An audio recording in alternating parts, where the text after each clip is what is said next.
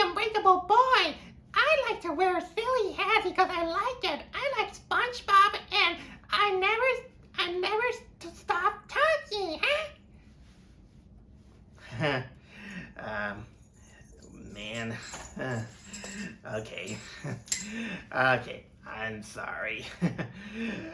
I was just kind of making fun on the portrayal of that kid in the movie that I just saw. And not exactly just trying to be mean. Okay, maybe that came out a little bit too much for anyone who doesn't get the joke. But yeah, I just saw the Unbreakable Boy. Yeah. Okay. What's the best way I can talk about this movie? Let's start, for example, with my stance a little bit with autism, because the movie is about an autistic kid. Here's the thing. During the days of my life, I do remember that I was kind of a little bit of a very opinionated guy. It was like I was kind of like this kid who get anxious a lot of times, and came into my life of my adulthood that I just had to make some therapy to control my temper, control the way I talk, that the moments that I had to go through, socializing, because I was very kind of like a socially awkward. Then came the moment when, during my studies of 2D animation, they called my attention that I was being annoying, let's say, disrupting the class, even though I didn't meant to, with no ill intentions. But they did suggest me that I have to see a doctor, a psychologist, because maybe I was under the pressure of that. And that is until they revealed to me that I had a high spectrum of autism known as Asperger's syndrome. Of course, nowadays they told me that it's not called like that, but either way, that was the first time I heard the word, and then I even talked to my parents, and they were like, "Well, we already knew." And I was like, "Huh?"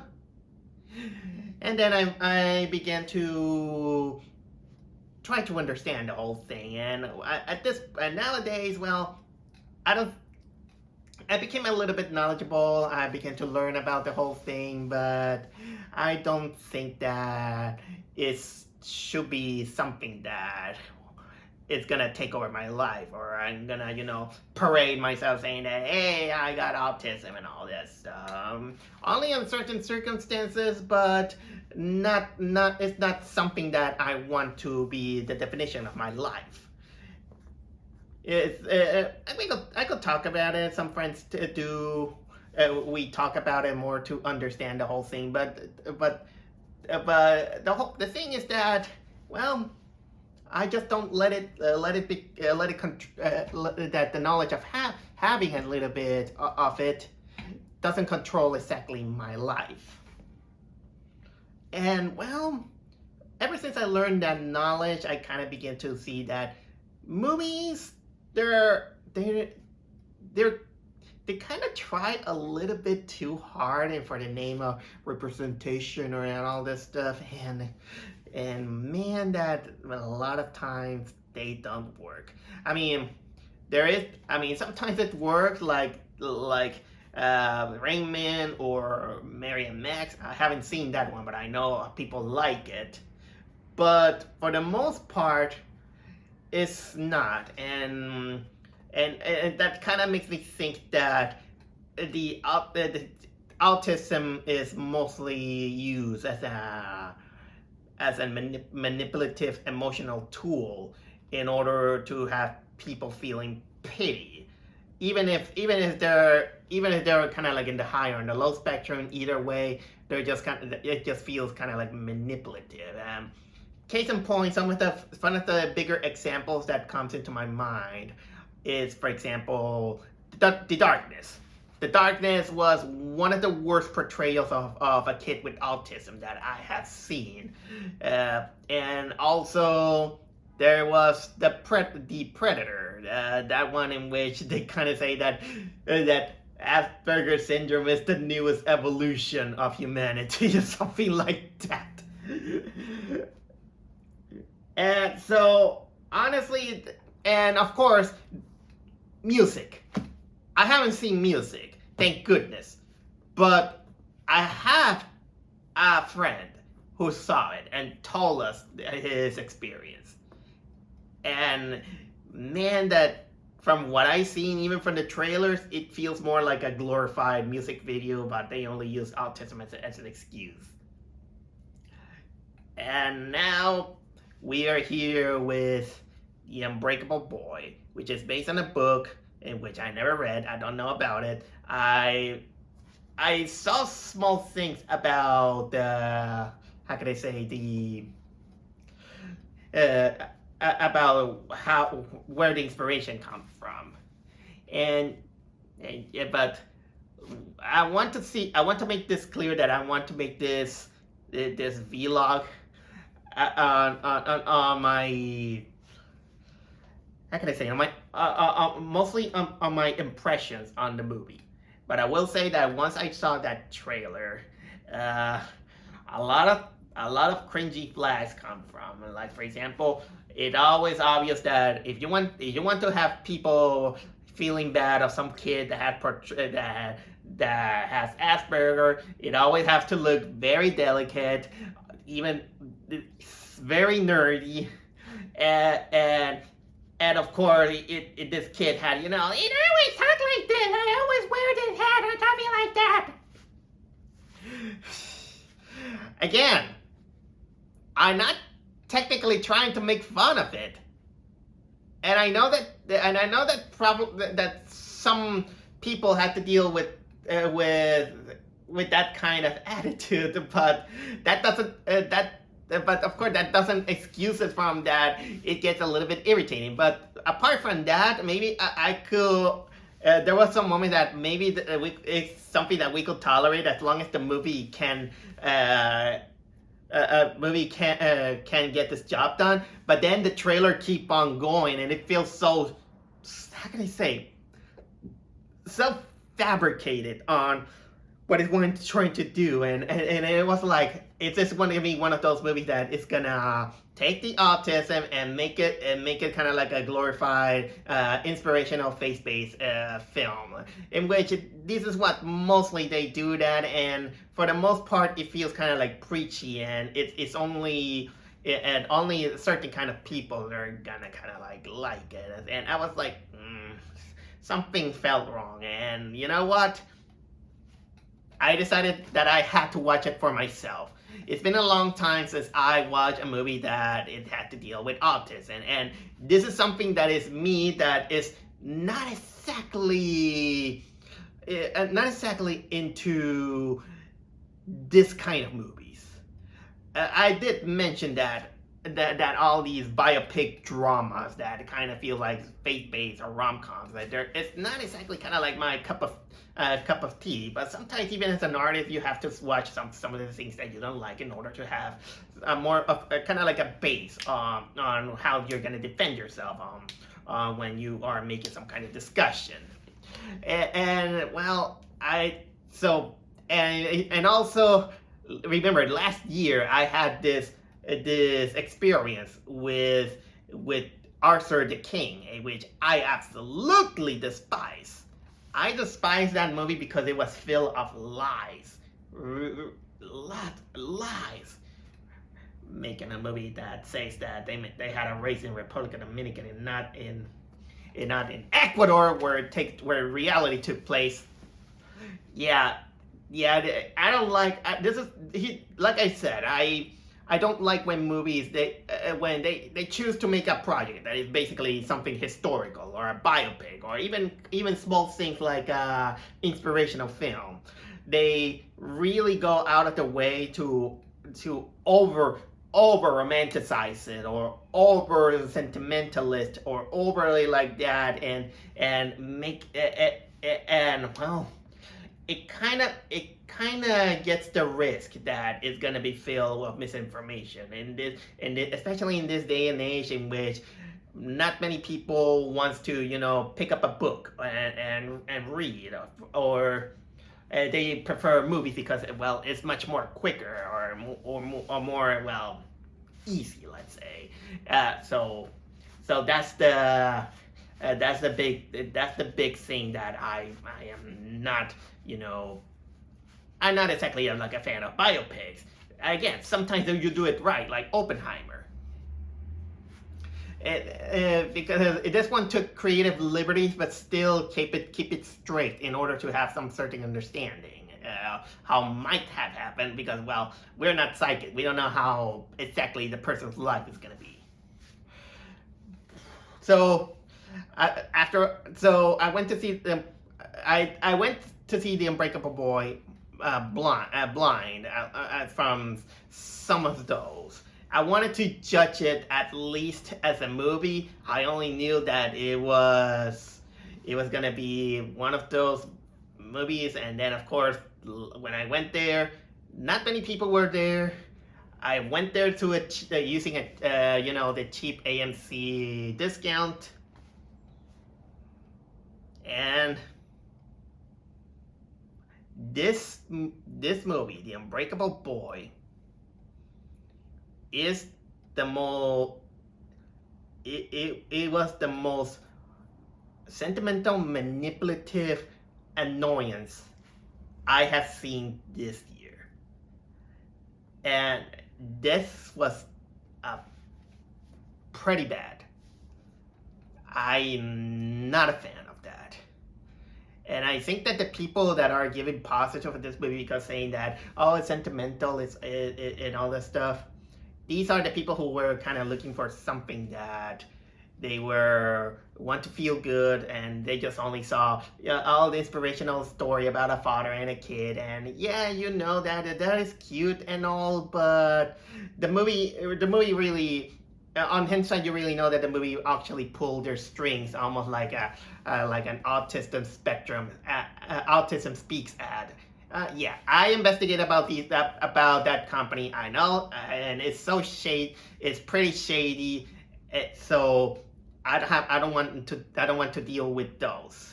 So, but my God, that movie, it was so manipulative.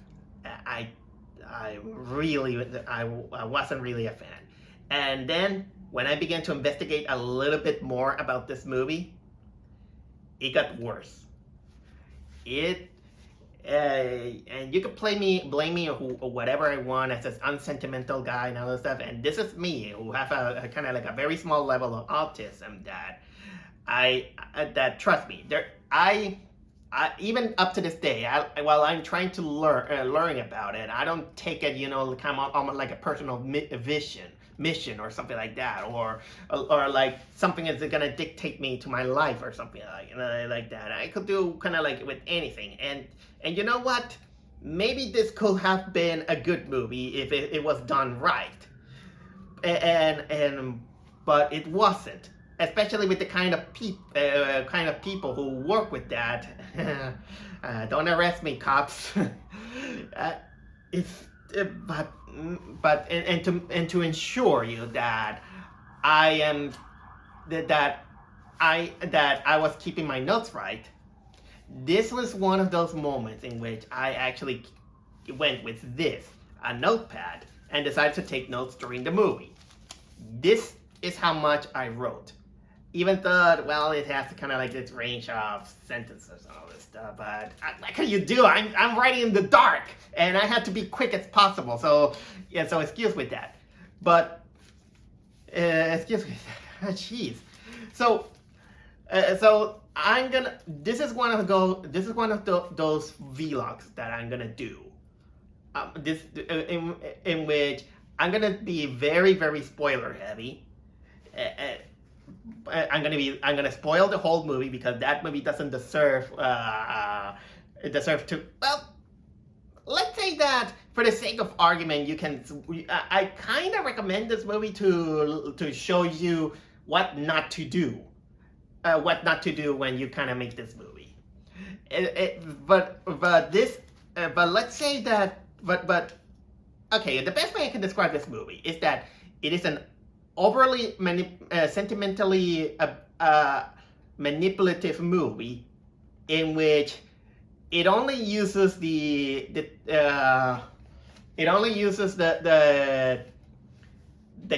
what was it, a kid with a low level of autism, a high level of autism, a low spectrum. I just get confused the word. Let's say a kid with high autism and also a brittle bone disease, and well, the movie isn't even about him. A movie about the Unbreakable Boy doesn't even justice to the Unbreakable Boy because he's not even the main character. The main character is Zachary Levi.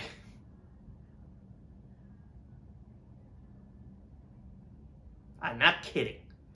Zachary Levi is the main character. I don't want to hate the guy, but after Shazam 2 more particularly, then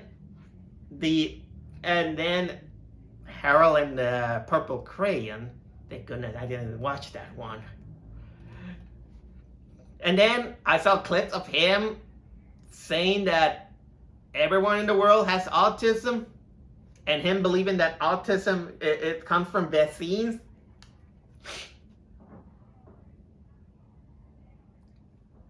I excuse that there's people talking about it, but okay, that kind of gives a little bit of ambience to the to the moments that I just try to ponder, but in a way I want to be curious about the book. So these are some points that doesn't sit well with it.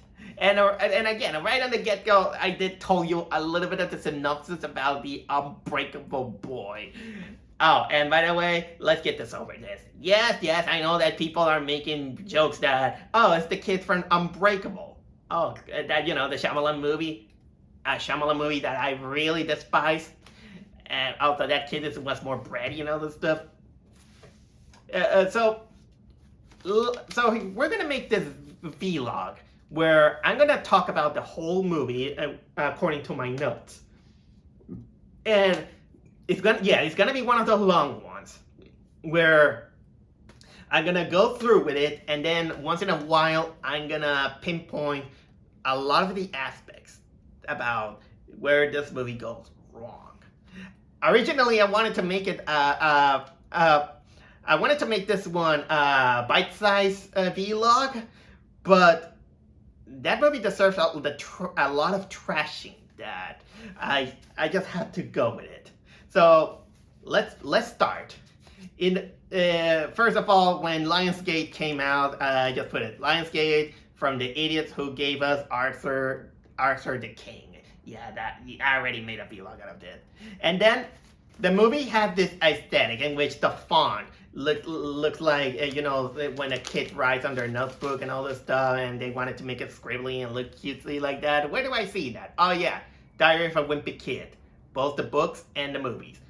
I just only took glance of that, but you can easily say that it wants to be, one of those cutesy ones. And then, okay, it gave me, okay, but Diary of a Wimpy Kid vibe. It starts out, with Zachary Levi going with the kids on a New Year's Eve party, and of course, we start with the narration, and the narrator is none other than the kid itself. Just in case, the kid is named Austin. He in this movie he's played by an actor named Jacob Laval, and the way he portrayed him and the way he looks, let's say that he looks like an even nerdier version of Fuller, the kid that pees on the bed from Home Alone. And also he always likes to wear a jester hat. And well, we heard him, doing the typical voice of whatever they think autistic kid sounds like. They sound, Yeah, and this is fun. And this is a fun fact. I'm talking. I, oh yeah, this is how it starts the movie. Here's a true fact. Things break.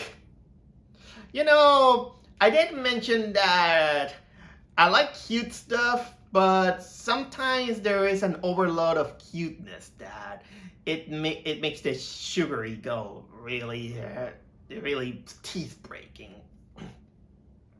And you know what? The whole movie, you're gonna hear almost that voice of that kid, with this very nasal voice saying, Oh, I'm gonna say thanks because I'm so cute. Again, I'm not trying to make a mockery out of autism or autistic kids or even the actor himself. This is how the movie portrays itself. And of course, wait, what else did I put? The kid says, "Things break" and all that stuff. Okay. All right, what else is it? We're talking about, New Year's Eve, and the kid will say, This is the night where everything broke. Okay, what else I put? The kid named himself Richard Austin, something like that. I don't remember what it is. I like to. And of course, he begins to say, I like a lot of stuff. I like wearing Jester hat. I like to wear any hat. I like planes. I like candy. Oh, and I like SpongeBob. Of course he likes SpongeBob. Apparently nowadays SpongeBob is basically the Thomas the Tank Engine of modern era. No disrespect to any of both, because I still like both of them. Well, SpongeBob kind of lost its edge. A side note. That was a horrible SpongeBob. That was a horrible movie.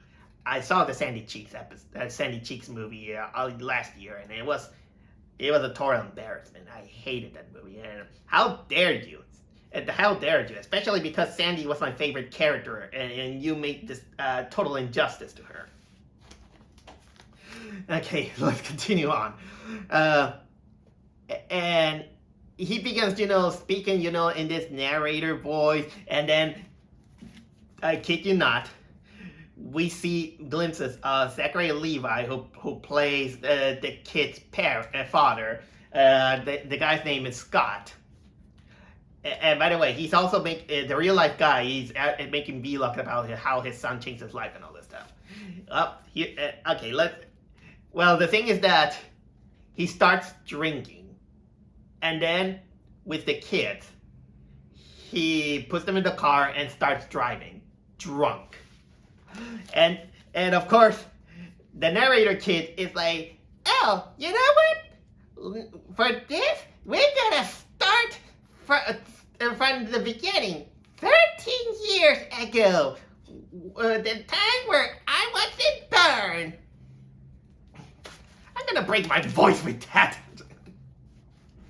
So yeah,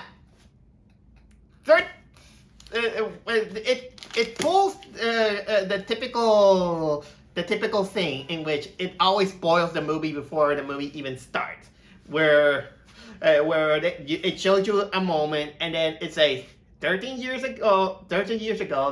early and all this stuff. Rick and Morty also did really had a point that this is kind of a little bit tiring because you're trying to make a story, but then when you say years ago, then technically we already know what it is, what is gonna come out. This is something like a problem with prequels. Sometimes it works, sometimes it doesn't. So, here we go.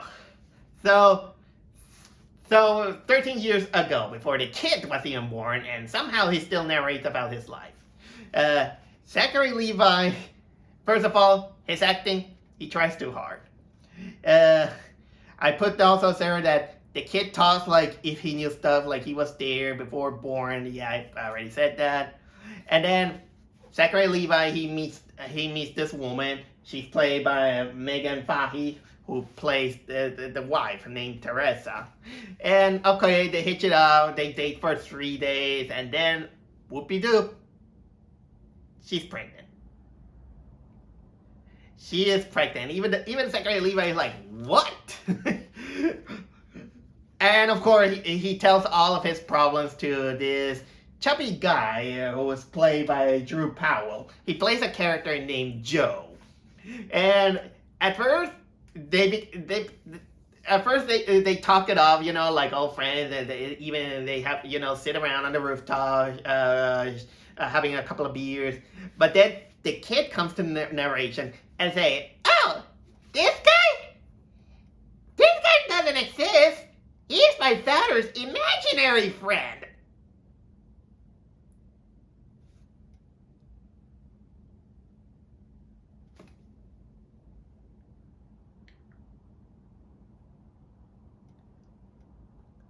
Okay, movie, make up your mind. You want to make a faith-based movie, or you just want to play like, how can I say? Okay, the best way I can describe this character, even a little, jumping ahead, he's mostly like Ben from Death of a Salesman, or what was it? Death of a Salesman. That it have this when their character have kind of like the delusion of this imaginary character, and he talks about it in order to have to hurt his reasons here and there. But they talk kind of like an imaginary friend, and apparently the kid knows that the father has an imaginary friend. And you know what? The guy is not necessarily is useless. You could take out this guy out of the picture and almost nothing will change. It's mostly used to, him having kind of like inner monologues, and it's not like you're gonna get entertained by it, because it's just Drew Powell playing like some guy. I mean, maybe you could give it a little bit more creativity if he was, for example, like any of the creatures that you see in Foster Home or Imaginary Friends, or if make him kind of like more imaginary, but no, we got this imaginary friend. This is kind of like the biggest twist you're gonna get in this movie, and it just started. And by the way, the kid then he said, "Oh, he's like Tyler Durden from the Fight Club." How would a 13-year-old kid learn about the Fight Club? Okay. Joke's on me. I watched South Park ever since I was 13. So, all right, and of course we get scenes like that Zachary Levi goes to his parents, and of course the parents are the typical sitcom character, in which the mother is always talking. They're like saying, how did this happen? I do not approve of this woman and all this stuff. And the father is trying to kind of find the middle ground and say, "Hey son, I'll give you advice," something like that. The typical parents that they do that all this stuff. Okay, let's continue on. Then, of course, we Zachary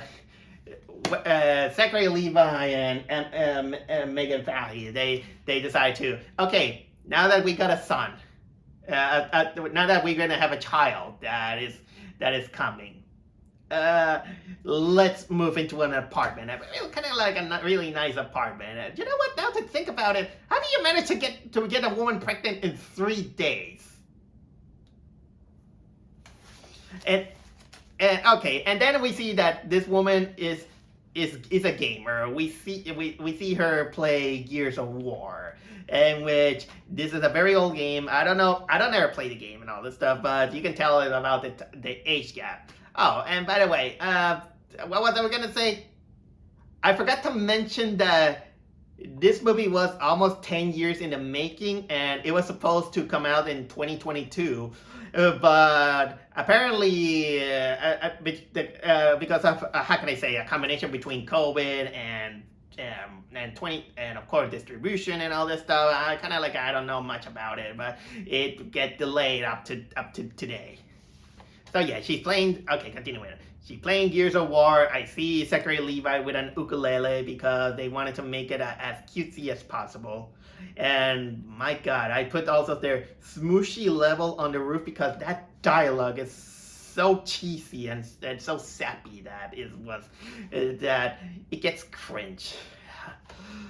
And then the woman begins to say that I got this bone condition, and honestly, she kind of begins to reveal a lot of her very very late. You know what? Let me see the what was the name of the scientific name because it's always escaped me. Okay, there it is. When you have brittle bone disease, the scientific name is osteogenesis imperfecta. And after learning about that, I speak with some relatives about about how people deal with their life with that. Not that I have one. Actually, I have one of them who has a friend that has a child that had like that. Although I'm not gonna reveal exactly what it is, but let's say that this is kind of like a procedure of me trying to learn about livelihood of people that they have these conditions. Not as an not to be intrusive, but at least for knowledge. But I don't know why the woman kind of say that she had it, but she pretty much acts pretty normal, I'll say, especially during the whole movie. And of course, then what else I put? The baby is born, and we get kind of like this funny scene in which the imaginary friend is on the operating room with the with the surgical mask and the clothing, and he goes, ugh, he faints and all this stuff. And then of course the baby begins to cry, and well, the narrator kid is like, oh, this is my first bone break, and I'm gonna make a counter of how many bones I've been breaking in my life. That is number one, when my ribs were broken. And of course the kid starts crying, in which the parents doesn't sleep, and because they wanted to make some sarcastic humor, it's like they have this joke in which they say, when does he gonna sleep? And Zachary Levi is like, when do we sleep? Yeah, okay. Okay, what else do I have here? And we see the kid. Oh yeah, then months have. The kid, you know that a kid is for a kid to be born, it takes like between 8.5, but mostly 9 months for to be born. And then after that, we see a scene of Megan Fahy playing a game, and apparently she's playing Gears of War again. It's the same game after 9 months.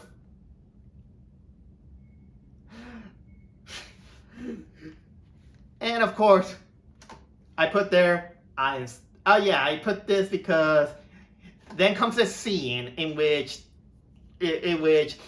Zachary Levi is kind of busy and the kid is just running around, and then he just jumps out on the table and it breaks his leg, and of course he rushes to the hospital with the kid's leg surrounded by a Curious George book. And then of course the doctor is like, I'm sorry, he has bone disease. He has brittle bone disease. And this is where I also wrote, these should have been tested early, ever since. I'm not knowledgeable, but shouldn't that condition should have been noticed since birth? I mean, they did say that the kid broke his ribs when he was newborn, because they kind of mentioned that, oh yeah, we found that he has broken bones on the what was it, on his chest, and they were like, no wonder he didn't let us sleep. Did you just realize it now?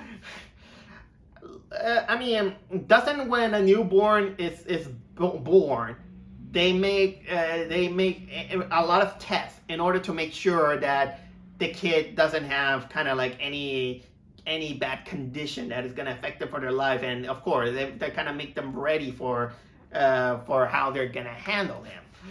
And they just realized now when the kid was kind of like how can I say, 6 or a month old. And of course, the kid that's the narrator is like, and this is so killer stuff and all that stuff. All right, what else do I wrote? Imaginary guy appears also again, and then comes the moment in which Zachary Levi discovers that his girlfriend, she has been divorced twice. And I was like, why didn't you reveal that sooner? And of course, he causes kind of like a spasm. I mean, understandably, in a way, because she begins to say that, here's her excuse. I wrote it here.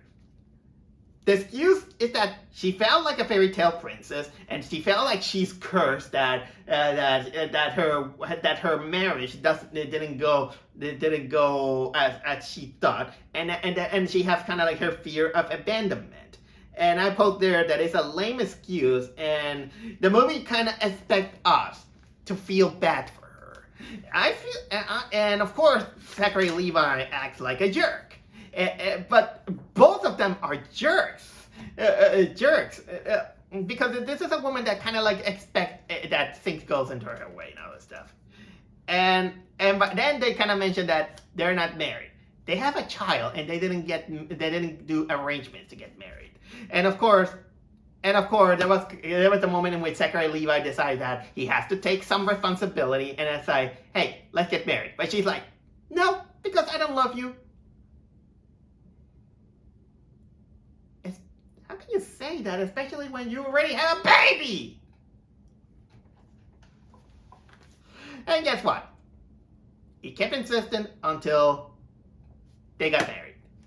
They get married, and then she says one of the most hypocritical lines I have seen in this movie, in which, while she makes her vows, she say that what she likes about him is that he doesn't say any sappy sentimental stuff. Coming from you, movie, because the whole movie is pretty sappy sentimental stuff. And I put like that. The movie is full of it. And of course I put then that the kid still counts how many bones he breaks during his lifetime. And then of course they get a real legitimate baby with the second child. The second child, his name Logan. And the kid's still going on in his narration, and he just begins to say that my father doesn't see me as it is, and that's the problem with him. He doesn't see me because of how I am. And that mostly happens because this is when the kid grows up a little bit, between 5 or 6 years, and they discover that the kid has autism. Because he's trying to arrange his airplanes and all this stuff, and he loses count, and because he wants to keep organized. Because this is something that autism mostly has, in which they're hyperfixated on something. They when they're focused on something, they get real focused. This is kind of also why there's this stereotypication that autism people tends to be really smart, and not all the cases, I'll say. But I mostly will say it's because mostly that thanks to the hyperfixation is that they tend to be more observant. But that being observant doesn't mean that you're smart. Sometimes you can be observant and sometimes don't get the picture.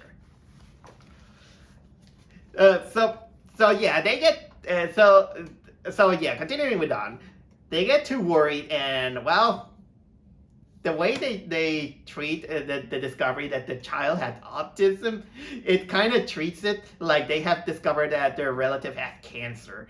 It was almost like, oh no. Okay. And then, of course, we get kind of like this scene that, let's say that this is a scene that is as embarrassing as the Venom movie.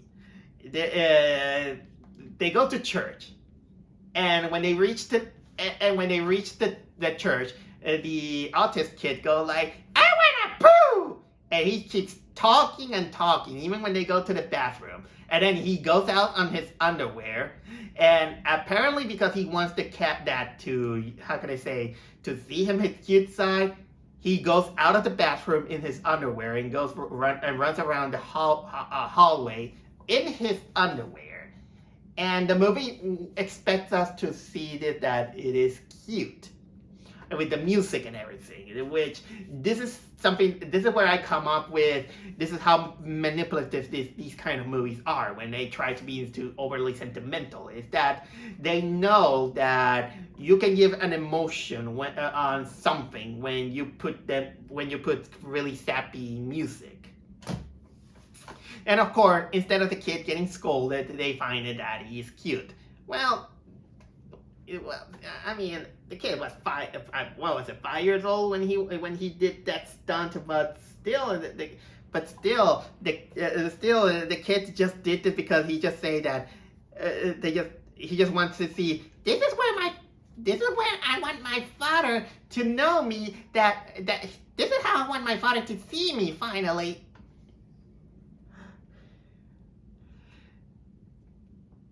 Another distraction.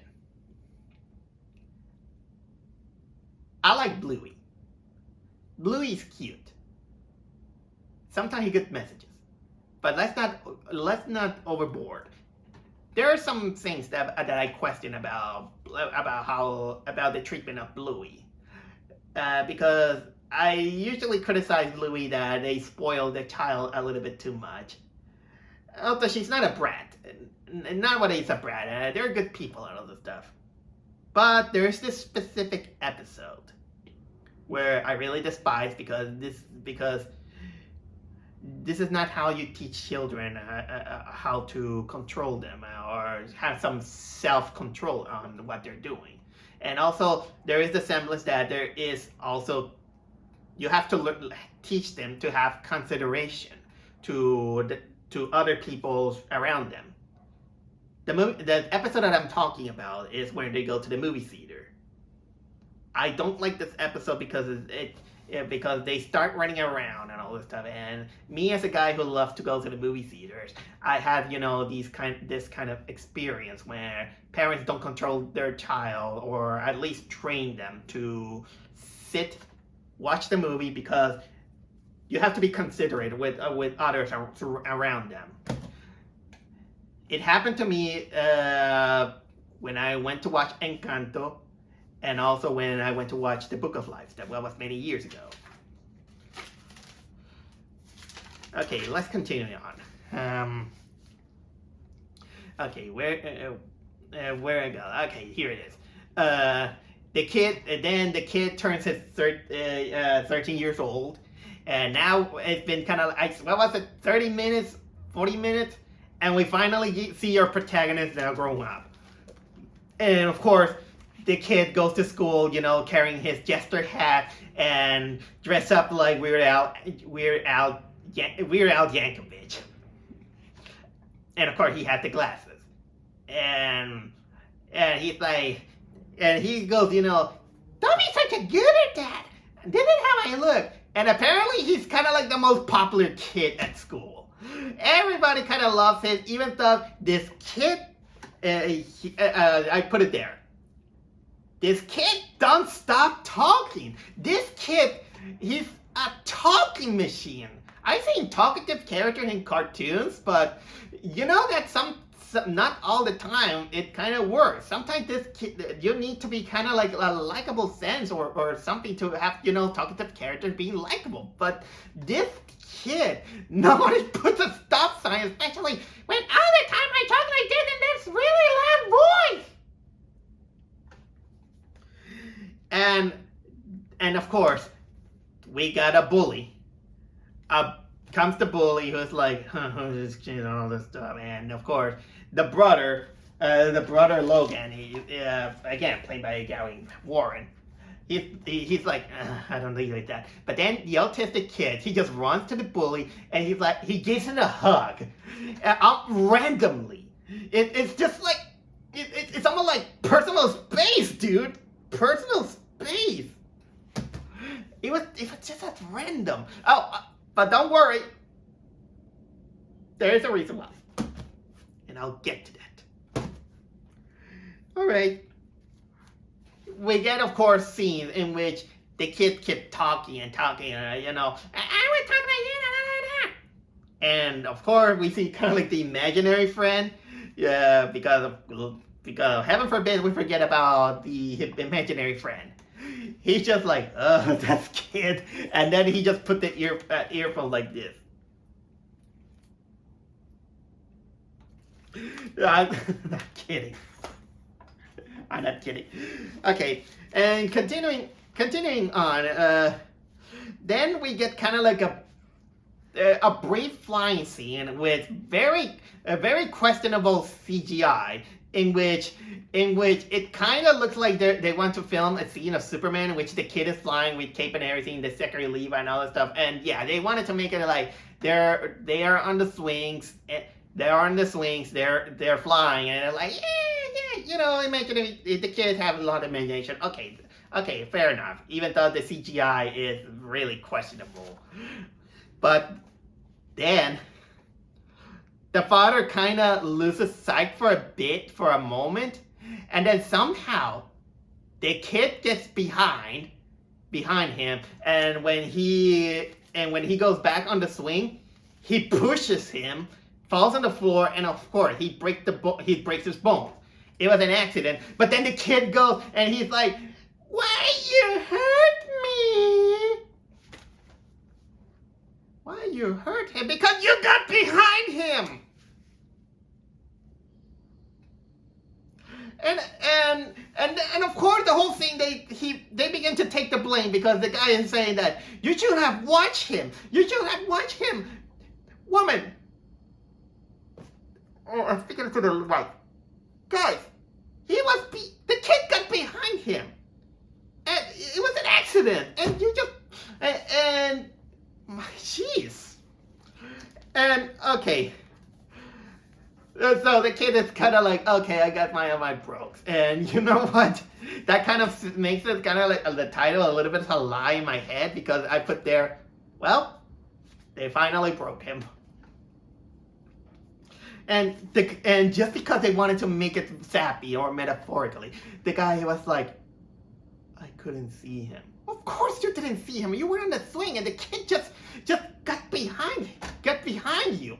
And the kid is smart. And I even wrote, how is his fault? And of course, this is where I was beginning to think that the medical bills must be on the roof. Because that this kid breaks his bones like I even forgot what counter this kid got. I think like 4,000 or something like that. And that having a cast and all this stuff is not good. And this is when I wanted to talk with others and help me out in the comments if you see this. Because I want to know if a person with brittle bone disease has to live their life in these conditions. I was thinking that they have to, to almost all their life wear kind of like padded suits or a helmet or anything like that in order to kind of like lessen the probabilities to break their bones, because it's like many people told me that when you have brittle bone disease, it's a chaotic condition where you have to live your life with very fragile bones, and like they describe it, your bones are like crystal, like glass. They break easily, even in kind of like the most, in a very minuscule kind of things. I know that I am, and some of them, of course, they told me I'm aware that there are certain degrees of that. But that, of course, came into my question about how those guys are going to lead their life like that. Because if they keep breaking their bones like that and they have to get to a lot of medical attention, this is going to get very problematic with their medical bills and insurance. And well, I'll give this a little bit of the credit of the movie that it does address that, but they don't do it well in a way that it feels satisfactory. I'll get to that when the time comes. And continuing on, I was thinking about the medical bull, and well, of course, Zachary Levi, he has to go to work. He goes there, and at night because they keep fighting. And of course, Zachary Levi and Megan Vahi, they just have to get the Raspberry Award of worst couple, because these couple, it kind of showcased that these couple, they don't like each other. Especially when the woman, she's like, she has to act like a mother, she has her child, although the child are kind of like messy like that, and then the kid kind of brings its feminist message by saying that mom wanted to be more than a mom, and he wanted to be a writer and all this stuff. Yeah, it's almost like feeling like she kind of resents having kids. Because she wanted to be a fairy tale princess, and she divorced twice because they never, met their expectations. That's the best way I can describe it. It didn't even said what was the reason of their divorce. And so everything is solved when she starts dancing horribly. So horrible that not even the Elaine dance can save it. And then after she starts dancing with the kid, the medical bills comes. I already mentioned a little about that. Let's see if I'm going to write. Okay, yeah. And well, she's worried about the medical bills, and then we get the scene in which Zachary Levi, he's at the bar with his, and here comes kind of like the odd moment. The odd moment is that he's sitting at the bar with some random dude next to him. That random dude then gets up, and then the imaginary friend comes, and he's like, hey, and then Zachary Levi, 2 beers, please. Even the bartender is like, 2 beers for yourself? For who? And apparently one of the co-workers saw him, drinking. And of course, he gets fired. He gets fired because, and by the way, this is where the movie actually takes over, or invades the movie about autism. Now the movie is more about him and his alcoholism. I wish I was kidding. So apparently then the kid narrator is like, it's okay that my parent doesn't have jobs, because now they have more, something like that. He's saying like, now they have more time for me. And of course, then we get a Halloween scene in which I don't know why Zachary Levi agreed to dress up as a pink unicorn, but the more shocking of them all is that the imaginary friend is dressed like Tyler Durden from the Fight Club. Because Fight Club references. Sorry, Carl. Then, of course, we get a scene in which they're hiding in the closet because they don't want the kid, to over-exalt them because they were playing hide and seek. And what else there is? Then I put kind of like, I begin to notice that the kid all the time is like, don't be a goober, dad, or something like that. And, okay, what else did it say? Oh, yeah. Here is also that there is kind of like a random scene in which the bully tries to put the autistic kid on his nerves by, opening and closing the zippers and all this stuff, because well, autistic kids tend, or most adults also, they tend to have kind of like a very sensible audition. That is actually true in some ways, that more sensitive to noises, but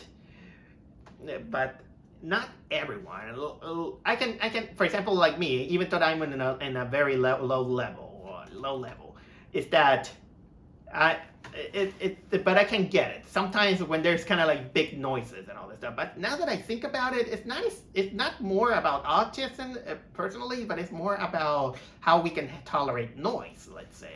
And not many people can tolerate, big noise and all of this stuff. But here's the thing. This kind of mostly is showcased in the movie when the kid apparently is liked because he's basically the school mascot of the basketball team. He goes there dressed up like a tiger, and then and then of course when he hears the people cheer, the kid gets nervous, and he just say that, okay, there are times that I get the random depression.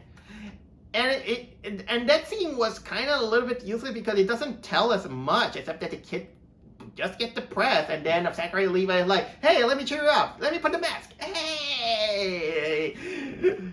I don't know if this kind of feels like a metaphor about Zachary Levi kidnapping the movie, in which it's not supposed to be the story of the parents. It kind of the trailers kind of makes it feel like it's supposed to be the story about the kid. And here's the thing: is that the whole thing, it kind of makes it feel like that it's just that we have to feel bad just because the kid had autism. But in a sense, the kid barely doesn't look like he does kind of like anything. He's just there, and well, yeah, I know that he can be teary and all this stuff, that he's not gonna let himself break himself, which in paper is good, but it's not exactly kind of like an execution. Okay, continuing on. Then of course the parents began to have the blame game. The parents because well, they find out that they removed the trash bins because they couldn't pay the bills of the medical bills, and now they have to cut expenses. They realize that both of them are jobless. And one of them, it begins to blame gaming, and the other one blames them because of the alcohol and all this stuff. And of course the kid watches, because they started even kind of blaming the kid, but the kid kind of have kind of like this wow kind of voice. And of course the kid begins to say that okay, now in order to solve this, is that they have to go into this moment so they can pay less money to this kind of like a loop of all in the problems with medical insurance and all this stuff. But for some reason, I think that there was kind of like a wink, nod to try to have people get into autism speak. That shady company. And okay, what else do I have? And this is okay. Connor Ips help. Man, I don't know what I wrote there. and they decided to go to a cheaper house, which is near the parents' house. They go to Thanksgiving, and of course, the kid wears a different hat. This is where I started counting how many hats that kid goes through, and most scenes.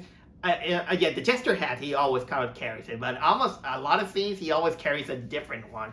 And for some reason, it reminded me of Tom Hanks in that propaganda movie called Maces and Monsters, which is kind of like has the same thing, in which Tom Hanks is kind of like this guy with mental problems, and for short, it's pretty much a Dungeons and Dragons anti-propaganda.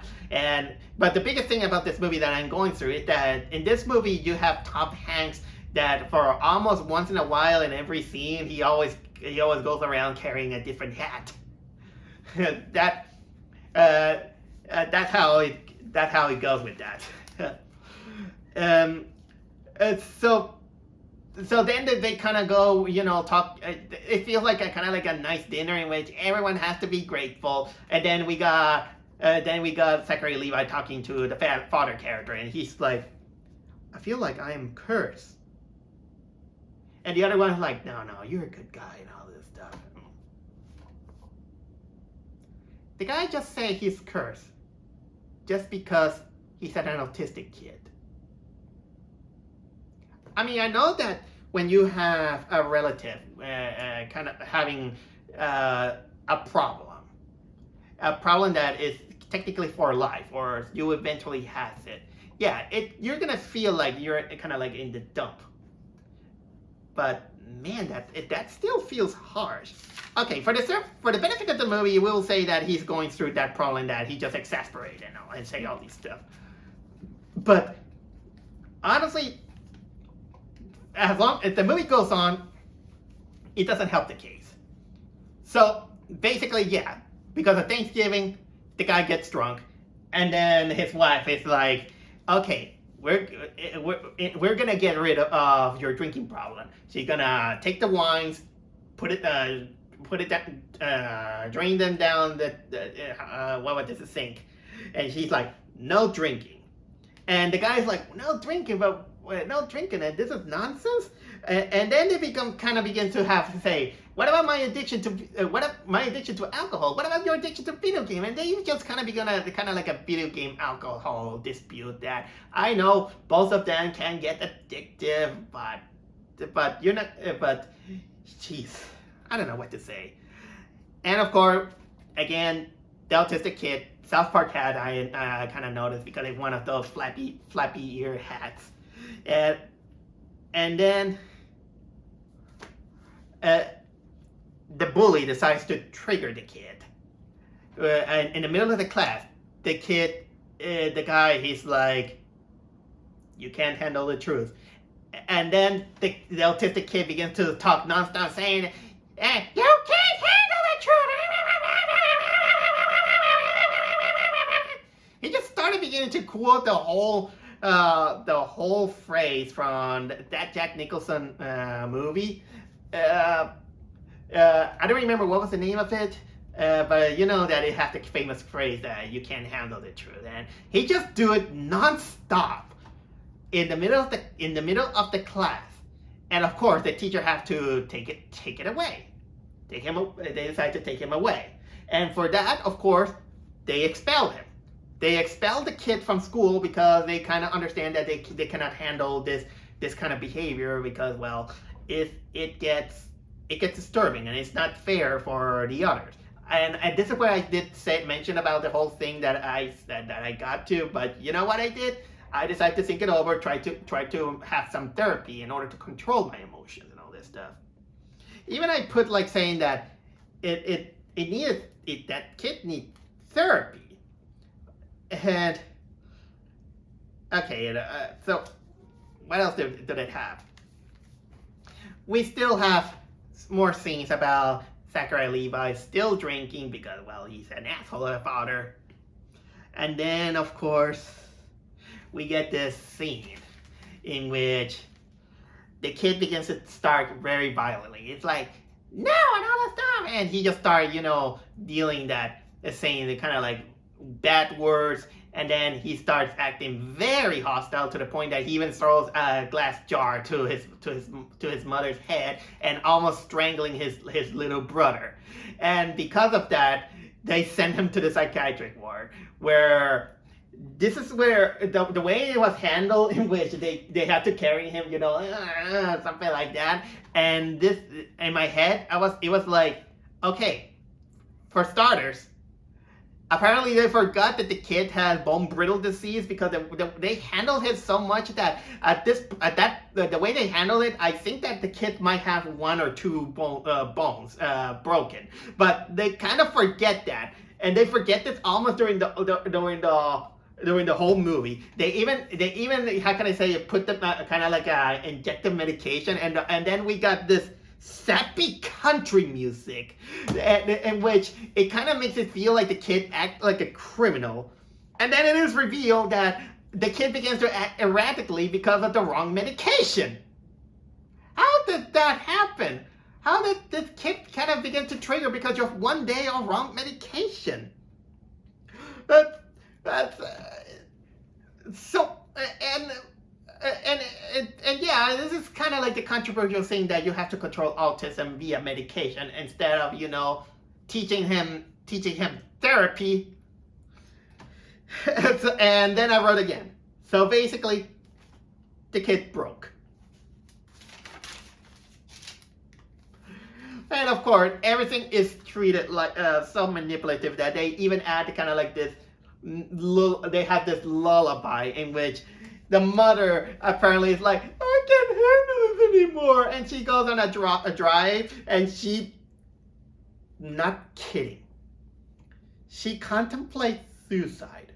She's driving, and then she's like, I'm gonna let myself kill myself because I can't deal with this autistic kid. I can't do it anymore. I can't do it anymore. And then she's having kind of like her flashback, and then she remembers the kid saying, "Bad mom!" She stops. You know, maybe that mother should be in the psychiatric ward too. I mean, and she doesn't. She almost commits suicide. She needs to be in the psychiatric ward as much as the kid itself, because she almost commits suicide of a nervous breakdown. Okay, continuing on. The kid stays for like kind of like what 2 weeks, 2 months in a psychiatric ward. The kid's still always treated special. Now he comes back on Christmas and everything is fine and dandy. And the kid wears a Christmas hat. And I don't know why the kid kind of says that, I don't want to be treated special. Then don't talk like you need to, kid. Okay, I also say that, yeah, he's spoiled. As spoiled as kind of like the kids of Bluey are like that. Although the kids are at least good, I'll say. And what else kind of like it happened there? Oh yeah. Then what happens? We finally get to where the movie starts, in which the mother can make it to a New Year's Eve party, and of course I don't know why the kids had to go. Well, the kids also wanted to go. Oh yeah, I forgot to mention that the kid, the autistic kid, wants to have a camping trip, and he just kind of he wants to go with Zachary Levi for a camping trip. Okay, what happens then is that they go to this New York party. The kids are doing usually the kid stuff. Even the autistic kid is with carrying the jester hat. And well, Zachary Levi gets drunk, despite the imaginary friend saying that, no, you can't do this to yourself. And he's like, you can tell me what to do. And of course, he drives drunk. Apparently, between millions of people, no one can tell him, dude, you're drunk. Don't. And he drives with the kids. And the movie expects us to like him. And you know what? Then it goes, that the next scene, he's at bed, with a hangover, and then a bucket of water is tossed onto him because the wife, she says, you monster, you drank, you alcoholic wreck, get out, get out. She kicks him out of the house because he's been drunk. And we see that somehow he made it to the house. We see the car broken. I think it was broken, but it was near a post. But it's very surprising that he made it there, and the kids are fine. None of the kids are injured, because that kind of looked like an accident happened. Let alone the kid with brittle bone disease.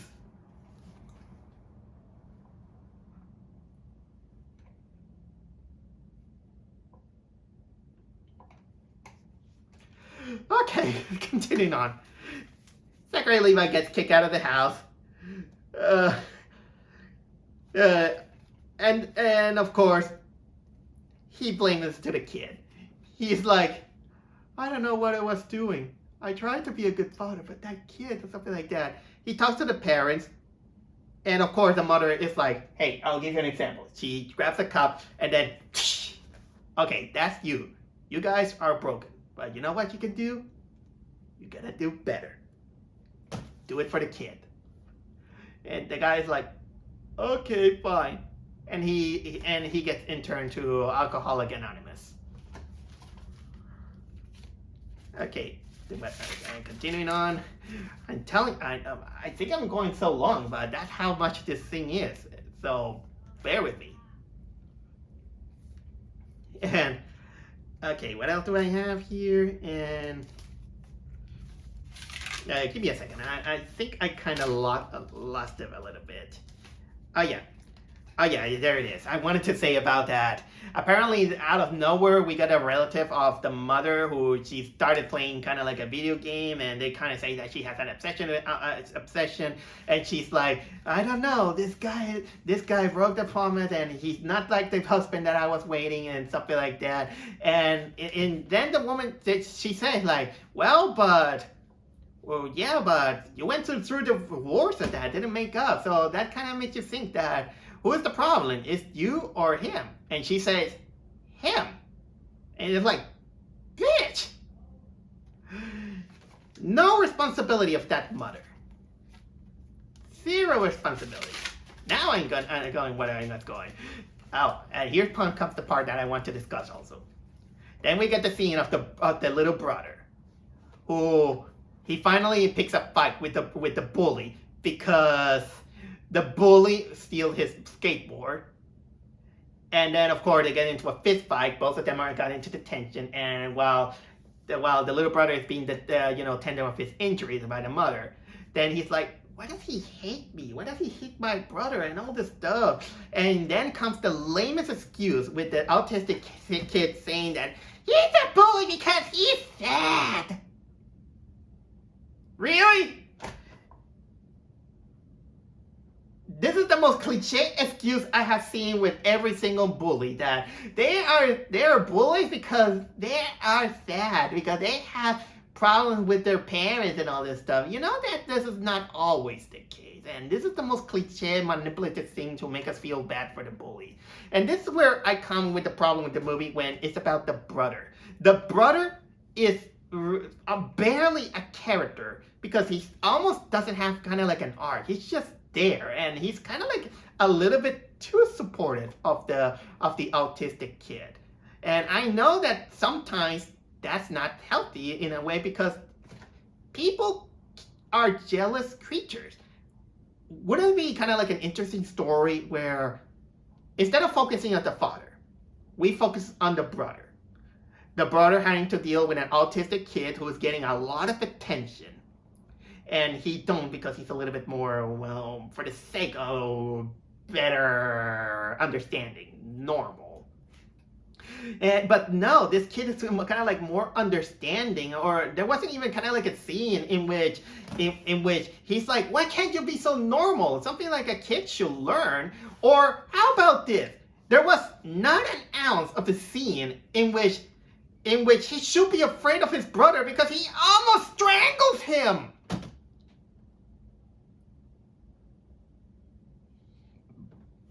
There should have even kind of like a moment in which his brother should have to come in terms that the kid with autism have kind of like a problem, even despite that he almost killed him. But no, the biggest arc that this kid had is to have some empathy on a bully, that apparently he's sad. So what do? We reward this bully for his bully ways by giving him the skateboard as a gift, and they decide, I don't want to hate you. We want to stay friends. Yeah, let's reward the bully. Bullying is no excuse. I mean, I know that it happens as part of real life and all this stuff, but But there's still no reason, of these guys that oppresses others because they have kind of like their own problems, and they want to make us understanding. But no, life is about consequences. Sometimes when you do, it's called karma. When you do evil things, you have to pay the price, and not all the time. Kindness is the solution. Kindness should not be given; it should be earned. And so, continuing on, then of course we see the kid with another hat, and I put that different is nice, but it's not always good. We go to Alcoholic Anonymous, and well, then what was it? Megan Fahy and then Zachary Levi, they meet each other. They decided they want to patch things up because that guy has been only 2 months in Alcoholics Anonymous, even to the point where they have to kind of like read the Bible and all this stuff. That kind of also reminds me that there's kind of like this how can I say, I don't know if it's the brother or the neighbor character, but he's so forgettable that I don't know who that guy is. That he kind of shows up, kind of playing almost like the Ned Flanders of all of them. But apparently, yeah, they decide that, okay, let's deal with all these problems together. Just like how you decide to glue together a cup.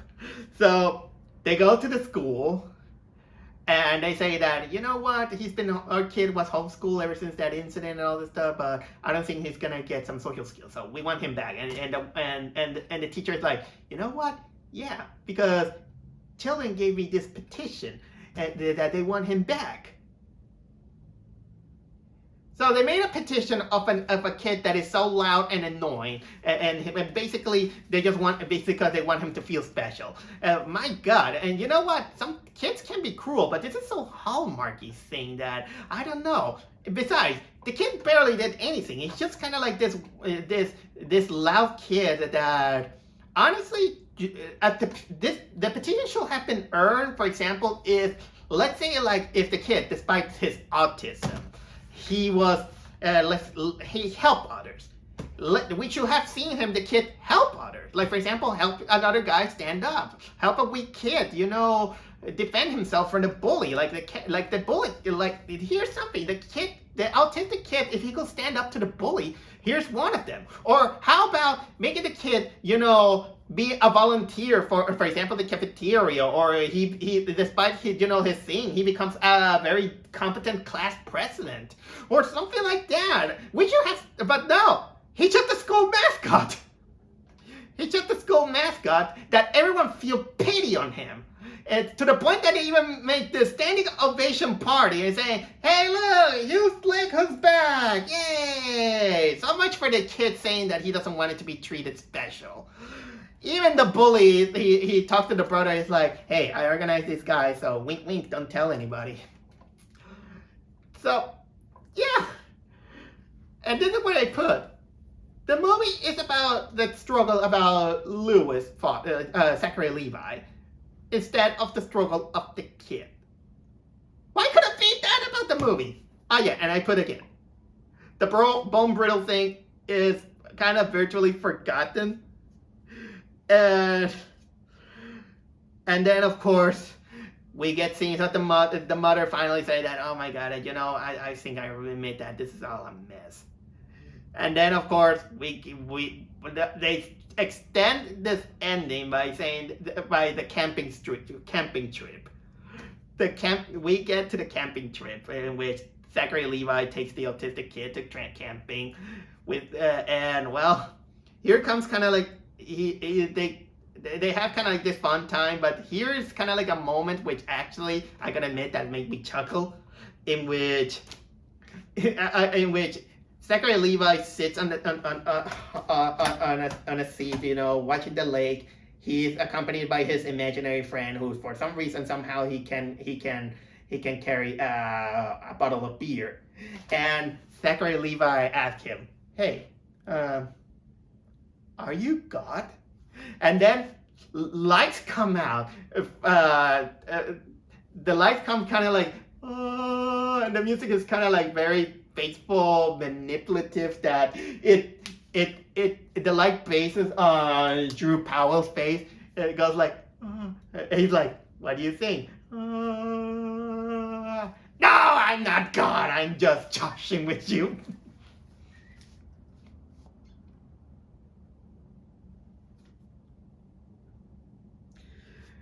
I know why you wanted to try this movie, but I'll give you credit because at least that was a moment that I give at least a genuine chuckle out of it.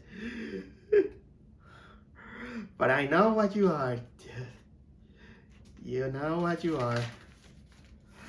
Okay.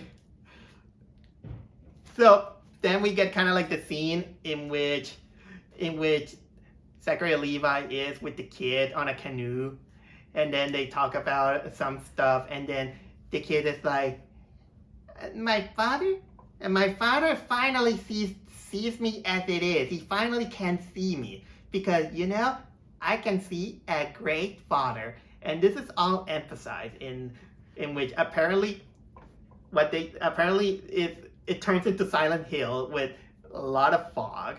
And we get kind of like this very CGI, I think, / AI monstrosity of a composition that it wanted to try to make it imaginary and all this stuff. And then a 2D animated dragon flies from one corner of the screen to another, and that is the only animated thing that there is. They couldn't afford more animators to make this scene more imaginary. Yeah, and then they finally walk home. And the movie feels like it's about to end. I was kind of hoping that, okay, the road credit. No, then they go to a road trip. And in my head, I was like Mystery Science Theater when they scream, "And!" But it's just kind of like the road trip in which the kid drinks strawberry milkshake, and he just screams, "That's the best strawberry milkshake ever!" But that's not all to make the whole thing baffling. Remember that I said that almost the whole movie, the kid is the narrator? Almost at that point, Zachary Levi takes over the narration.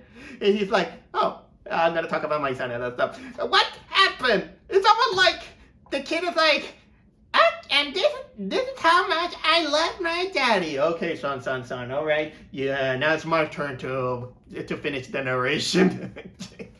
And he starts narrating, and the movie basically ends with the whole family having a road trip with the imaginary friend on the back. And then, of course, we get the typical thing of saying what these people are doing now. And alongside with the real life photos, in which it says, for example, the father is still having kind of like this other job in a company, and now he's I heard that he's making vlogs about his autistic kid. The mother apparently became a professional gamer. I forgot to mention. Apparently, Scott, the father, he still sees his imaginary friend. Then, of course, the mother's a gamer. The little child, Logan, he went to college. He's doing fine, and he's still best friend with the bully. And the bully, of course, he doesn't look like the guy in the movie. And of course, the autistic kid also is doing fine. Although the real life picture of him is a little bit adult, he kind of looks a little bit chubby, I'll say. Not obese, but he's a little bit chubby, and it kind of makes me kind of question because I've been seeing people with brittle bone disease in high grade, and man, that they have it hard, with the body deformed. Oh, and then to finish up the credits, they decided to even make it more sappy by having Zachary Levi and Megan Fahey sitting on a sofa while hearing Drew Powell singing with the guitar. Because, of course, music in the wrong hands can be the most manipulative thing you could ever think of. And of course, that's how the movie ends. And you know what? This took me so long, but I do wanted to tell you where this movie gave me a lot of cringe. Emotional movies, I can understand what they were going through. There is kind of like a fine line that you have some good intentions, and at the same time, when you sometimes good intentions is not enough, and it doesn't excuse a terribly executed movie in which in this case it felt more like they wanted to make a movie about the parents having how can I say, the parents having frustrations on having an autistic kid with brittle bone disease, in which it kind of makes and they wanted to feel kind of like inspirational in the sense that, okay, I only need to have my face on them. I have to just go with faith alone, and that will solve their medical problem, and work it out as a family, in which it's not the only solution. Hope and faith is nothing if there's no action. There is no action. You just can't live with hope and faith alone. And the movie, it tries. I'll say, I'll give it that much. If I don't want to, be mean-spirited or something like that. And I know that I sounded like an idiot whenever I wanted to talk about how the kid talk, but now that I think about it, this is going to be actually harmful for children with autistic spectrum that have hearing impairments, because when this kid begins to talk, it's gonna something like that. And for I think they shouldn't have named it the Unbreakable Kid, especially considering that there were twice at the moment that the kid breaks. Okay, maybe, and the kid basically does nothing. And just because you're autistic doesn't mean that you have to be you have to be an inspirational person. And besides, inspiration comes out. The best inspiration comes out of nowhere. You don't need to force inspiration to others and all this and all that. Okay, movies kind of do that, but sometimes even an action movie can get inspirational, even without being so. Like I did said, humans are jealous creatures, whether we like it or not. Something we have to control, kind of like ours, or those things. For example, personally, I do get some moments in which a relative kind of show me, this person saying that, hey, look at this guy that despite his problems, despite, like, for example, doesn't have arms, he still kind of make a painting out of itself. So look at it. And I know they have good intentions to show that, but as jealous creatures, sometimes, especially when it's about a stranger, it makes us feel like we're not good enough for them. They're not happy about us, and they just want us to to do like them. And so they're more proud of that guy more than us. And I know that sounds kind of like jealous, and it's not fair, I'll say. Although there's sometimes when it kind of comes at home, sometimes you can get inspired by just looking at them. I do have a relative that person. Let's say that it has a disability that all its life it can't do almost anything that a regular person can do. But that person, it didn't become famous. It didn't need it, to write a book and showcase itself that this person is special. But that person is one of the smartest and a proud warrior. And you know what? It didn't need to be bragged on a movie or something like that.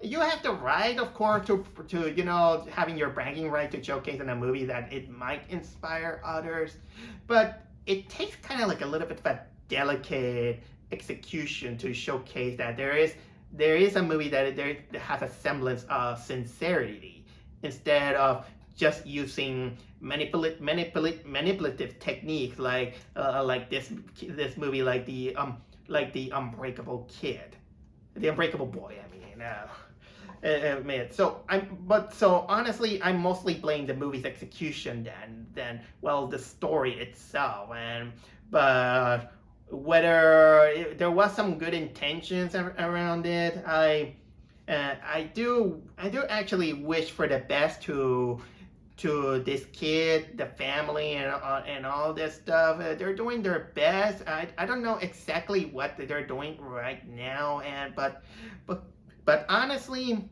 this movie didn't have the right. It didn't did the right steps, and it feels kind of like preachy, smushy, manipulative, and it gets kind of annoying. It gets a little bit tiring, especially in a time that honestly, autistic people well, for the most part they haven't been done exactly right in terms of movies. So there is a delicate thing. So I apologize if I wasn't that kind of guy. Did if you did kind of like find some inspiration around this movie and you find it right, okay, good for you. I'm not gonna be the judge, but at least let me tell you this. Think about it. Were you inspired because of the whole thing, or because it looks cute and all this stuff, or because of the music and all this stuff? Try to think a little bit twice and think again if it was the right move, it was the right move or not. Maybe it was, maybe it's not. You might write some conclusion. Everyone can come up with the conclusion with that. But honestly, I don't know. For a movie called The Unbreakable Boy, that movie just came out very broken.